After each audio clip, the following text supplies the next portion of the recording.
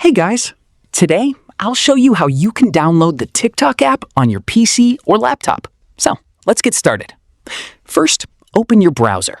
For this method, we'll be using Google Chrome. So go ahead and launch Chrome on your computer. This works because Chrome allows certain websites to be installed as apps. Once Chrome is open, go to the search bar at the top and type in TikTok and press enter. Click on the official TikTok website to open it. Now that you're on TikTok, look at the top right corner of your browser. You'll see 3 vertical dots.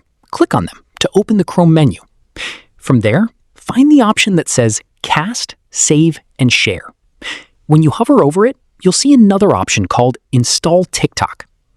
Click on Install TikTok, and a small pop-up will appear asking for confirmation. Just click the Install button, and Chrome will instantly turn TikTok into a desktop app. You can close it for now. And if you go to your desktop, you'll notice a new TikTok shortcut icon has been created. Whenever you want to use TikTok, just double-click that icon and it will open like a normal application on your PC or laptop. This method is quick, doesn't require any downloads from external sites, and works perfectly for both Windows and other operating systems that support Chrome. That's it. I'll be back with more in the next video.